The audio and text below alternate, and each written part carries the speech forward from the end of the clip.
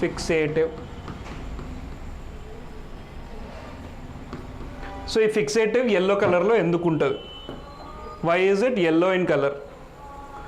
It is yellow in color because of picric acid. Picric acid ఉండడం వల్ల yellow కలర్లో ఉంటుంది. అండర్స్టూడ్?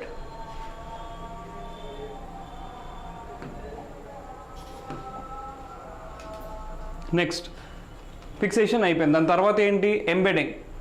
సో ఎంబెడింగ్కి ఇంతకుముందు నేను మీకు ఇచ్చిన ఆన్సర్ ఏంటి? What is the most common embedding agent? Paraffin, melted paraffin. It's very important. MCQs ఇలాంటివి అడుగుతారు మిమ్మల్ని. What is the most common embedding agent? Melted paraffin, which provides a firm medium for keeping all the parts of tissue intact. So అన్ని tissue పార్ట్స్ని ఒక దగ్గరకు ఉంచనీకే మనం melted పారాఫిన్ని వాడతాం. Understood? ఎంత టెంపరేచర్లో ఉండాలి పారాఫిన్? పారాఫిన్ అంటే నథింగ్ బట్ మీకు ఏదైతే మీరు క్యాండిల్ చూస్తారో, candle is made up of paraffin only, paraffin wax. So ఇప్పుడు ఆ క్యాండిల్ మెల్ట్ అవుతున్న కొద్దీ లిక్విడ్ అయిపోతూ ఉంటుంది సాలిడ్ నుంచి.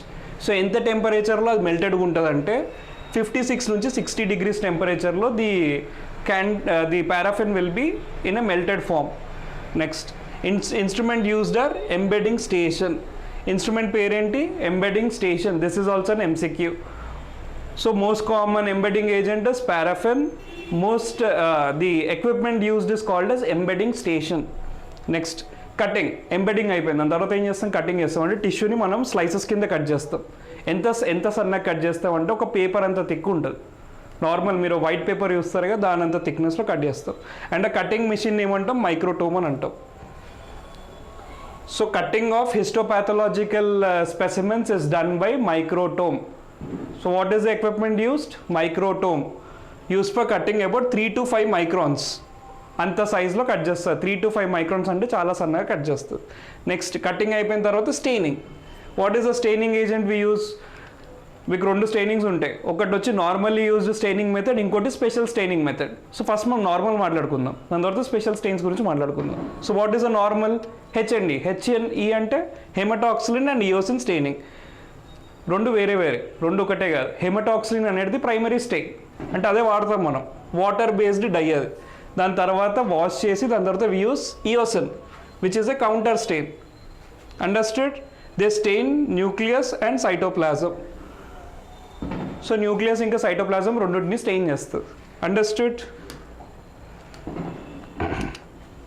So the section cutting machine is known as, cutting machine ఏమంటాం మనము? Cutting machine is known as microtome. Good.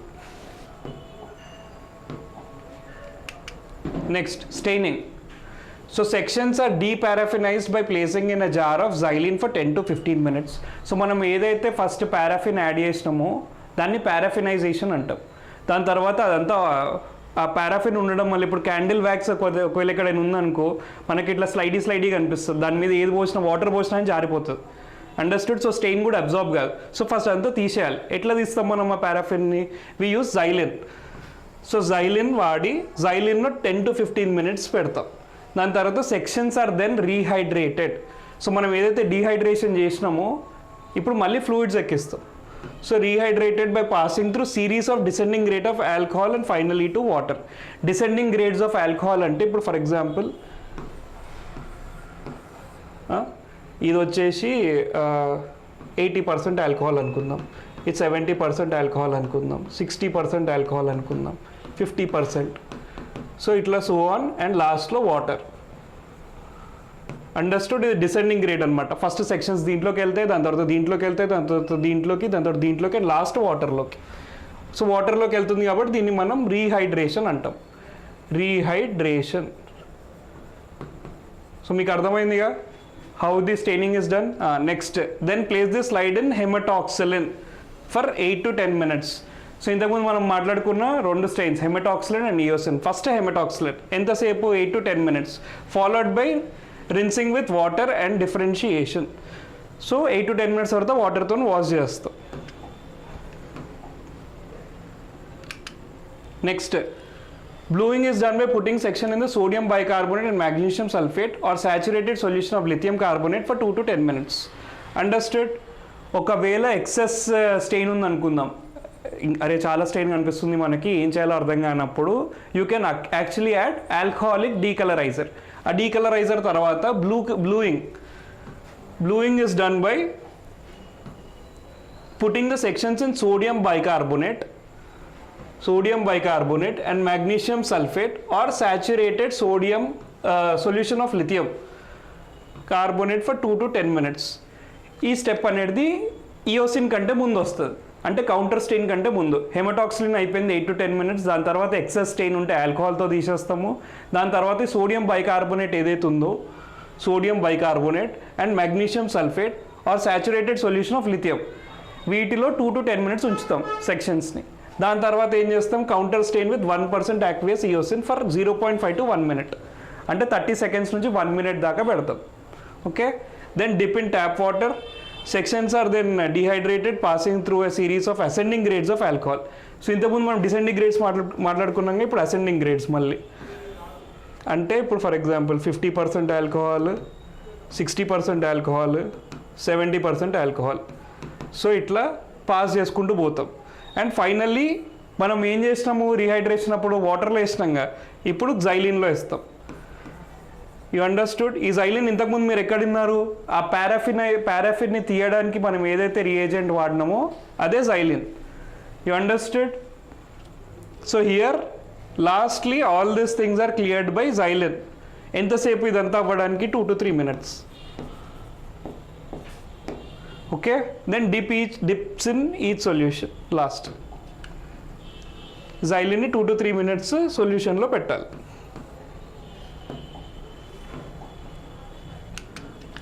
Then what? It is mounting. Mounting అంటే wet mount. ఏ దాని మీద అయినా కవర్ స్లిప్ మనం యాడ్ చేస్తున్నాం అంటే దాన్ని మౌంటింగ్ అనేసి అంటాం. మీకు ఇక్కడ కనిపిస్తున్నట్టు కవర్ స్లిప్ యాడ్ చేస్తున్నామా? So mount is done by DPX. That is dextrine, polystyrene, xylene. Dextrine, polystyrene, xylene. ఈ question is a very important MCQ which you need to remember. Very very important. ఎన్ని స్టార్లు అంటే అన్ని స్టార్లు పెట్టుకోండి, కానీ గుర్తుపెట్టుకోండి. Dextrine, polystyrene and xylene. Got it? So how is a mount prepared, or what is the reagent used in mount preparation or in histopathology అన్నారు అనుకోండి. If this is your question, then the answer should be DPX. That is dextrine, polystyrene and xylene.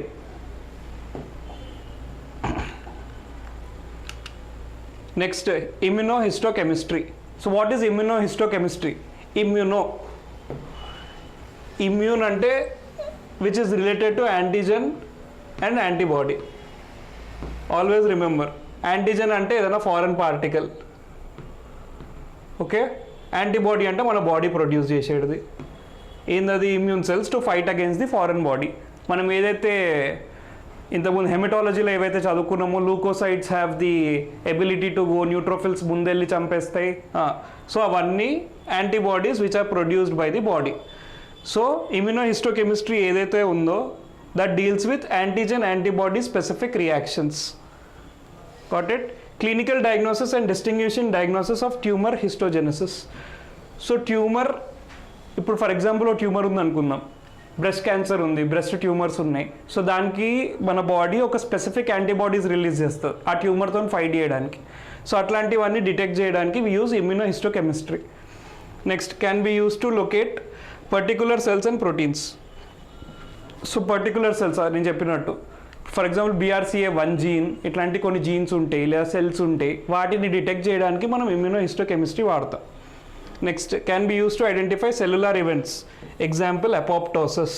Apoptosis ante enti? This is very important. Apoptosis ante cell death. Apoptosis is nothing but programmed cell death. Programmed cell death. మీరు ఇలానే గుర్తుపెట్టుకోవాలి దీన్ని. Programmed cell death.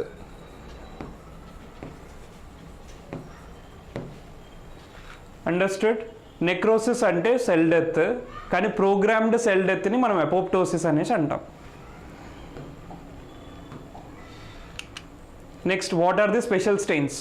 మనం ఇంతకుముందు మాట్లాడుకుంది most commonly used stain ఏంటది? Haematoxylin and eosin. H and E staining is the most commonly used stain. H and E కానీ what are the other stains which can be used? ఏంటి అదర్ స్టెయిన్స్? కనెక్టివ్ టిష్యూ కోసం అయితే rapid trichrome can be used. Okay, connective tissue కోసము rapid trichrome can be used. Next nucleic acid కోసం అయితే methylene green pyronin can be used. Next carbohydrates కోసం అయితే periodic acid Schiff or periodic acid Schiff డయాస్టేస్.